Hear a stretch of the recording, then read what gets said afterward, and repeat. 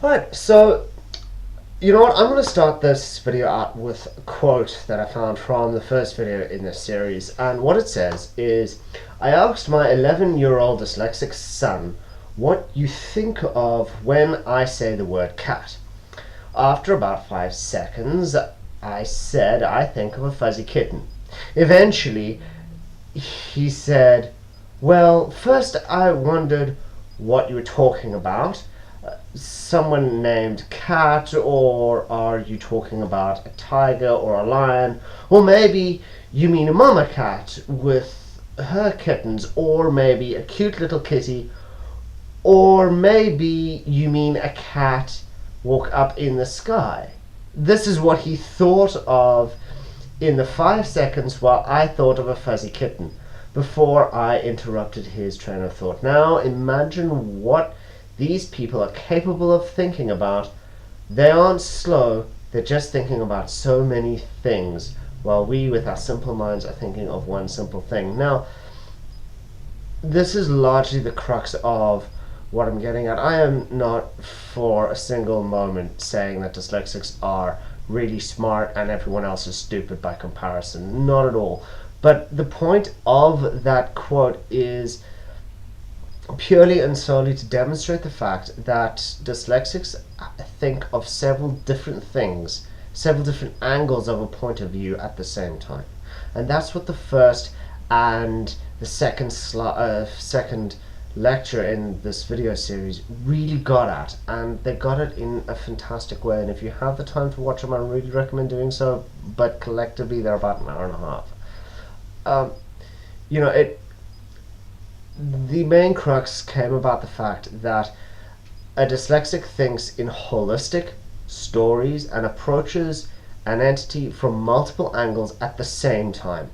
They gave an example where they told a whole bunch of children to draw a bicycle, and most children drew a bicycle from the side view. And a few dyslexic children drew it from the top down, and it looked completely nonsensical until the teacher, turned in her mind the bicycle from the top down view and realized this child is seeing it from the top down. Now, I know it seems like something simple, but think about it. How many of you out there, when I say bicycle, think of a bicycle from the top down? Most of us, myself a dyslexic included, thinks of a bicycle from a side-on view. And that's exactly the kind of thing that I'm driving at.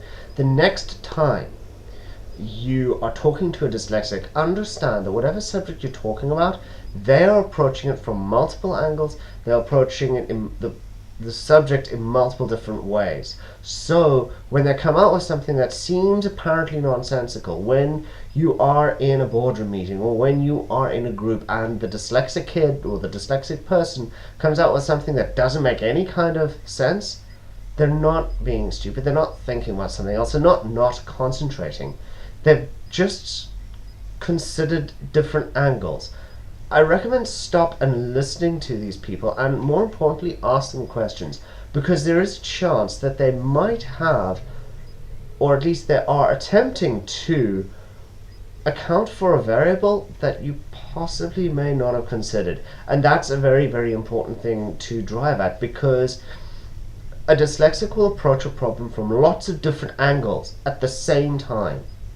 And because they do that, and because they think of the objects or of the world around them as a single unit, they are able to see connections that a non-dyslexic possibly might not be able to see.